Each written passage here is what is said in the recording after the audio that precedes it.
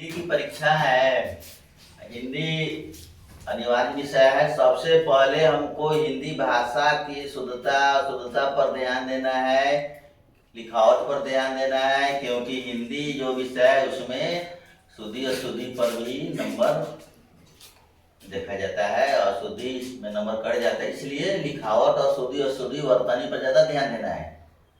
कल परीक्षा हिंदी के उसमें ऑब्जेक्टिव सवाल आएंगे, उसको ज़्यादा से ज़्यादा टच करना है। ऑब्जेक्टिव सवाल जो है उसका जितना भी अधिक नंबर आएगा उतना ही परसेंटेज में रिजल्ट में आपका जो है अच्छा मार्क्स आएगा, परसेंटेज बढ़ेगा। तो प्रत्येक पार्ट से ऑब्जेक्टिव तैयार किया जाता है, तैयार कराया भी गया है। सबसे पहले हमको देखिए लिखा गया है बहादुर की उम्र क्या थी, तो 12-13 वर्ष। बहादुर पर कितने रुपए चोरी करने का आरोप लगा?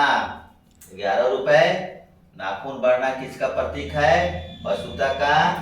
नाखून काटना किसका प्रतीक है? मनुष्यता का। लेखक ने निर्लज अपराधी किसे कहा है?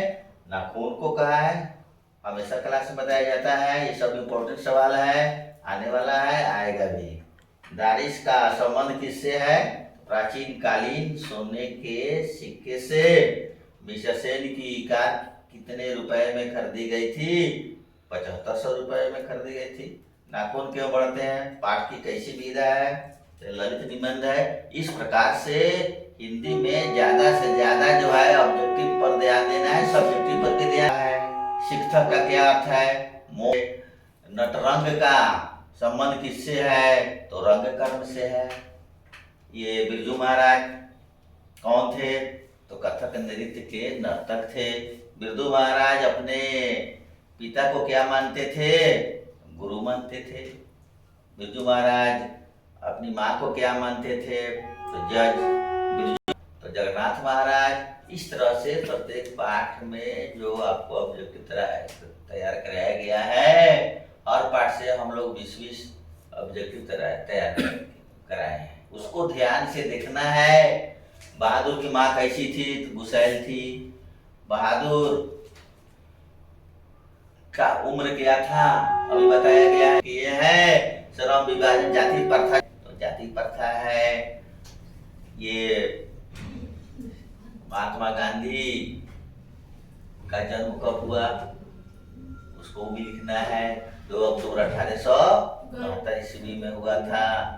ये स्वामी दयानंद ने वेदांतियों का वेदांती किसे कहा था? तो मैक्स मुलर को कहा था।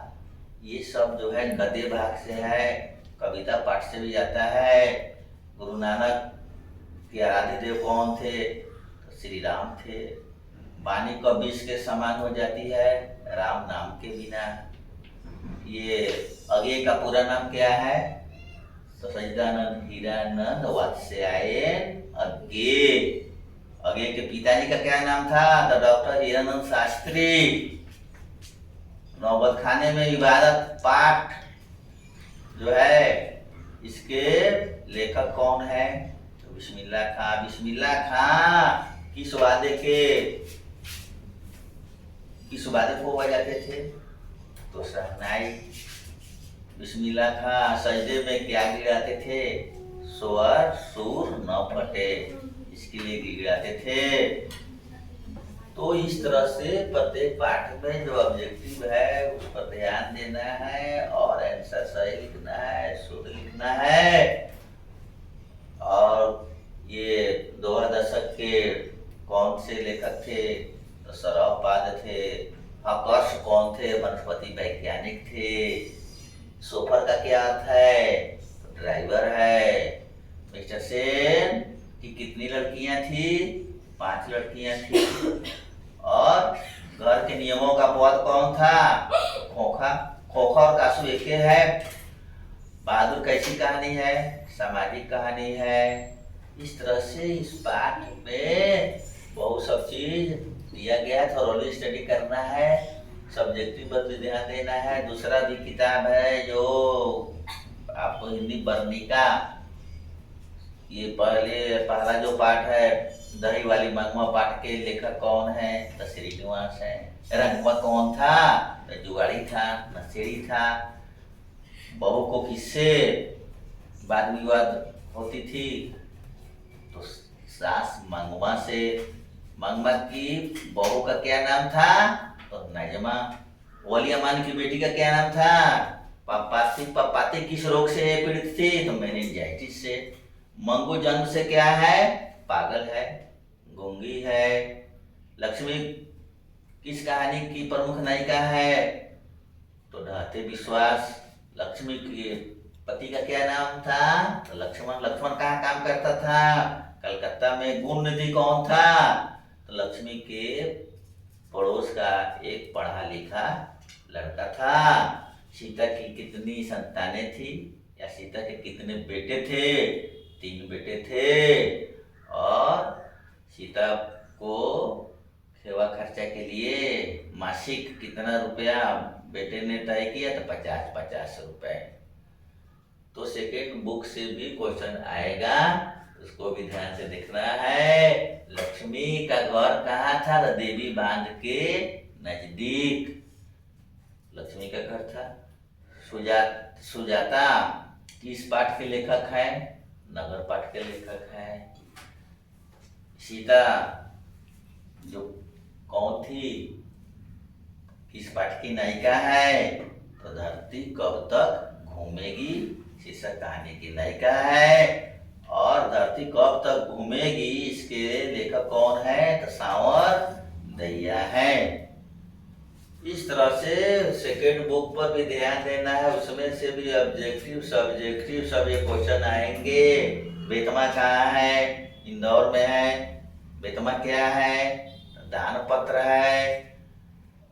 बेतमा दान पत्र है जो इंदौर में है। अवनियों में लेखक कितने दिनों तक रहा? तो 19 दिनों तक रहा। 19 दिनों में उसने कितनी कविताएं, कितने गद्य लिखे? तो 35 कविताएं, 27 गद्य की रचना उन्होंने की। लास्ट शत्रुंज क्या है? तो ईसाई मठ है।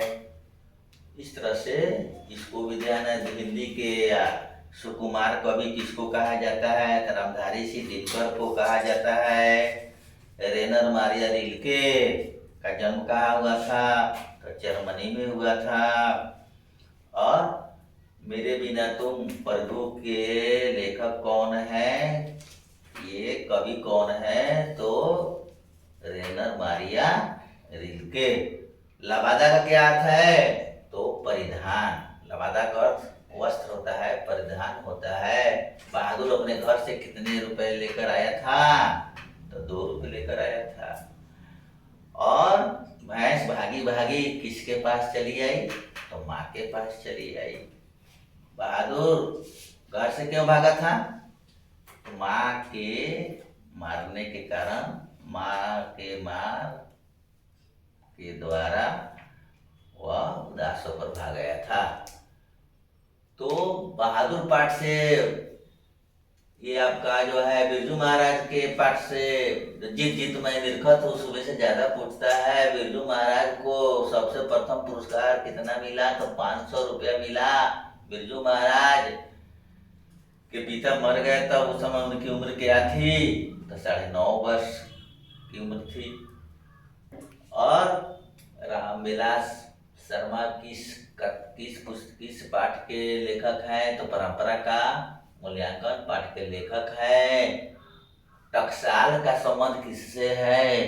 तो सिक्के से है। इस तरह से सब को ध्यान में देखते हुए ऑब्जेक्टिव सब्जेक्टिव सबको अच्छा से लिखना है। व्याकरण से भी सवाल रहेगा, उसके लिए भी हम लोग क्लास में चर्चा किए हैं। तो व्याकरण में यानी व्याकरण से 25 नंबर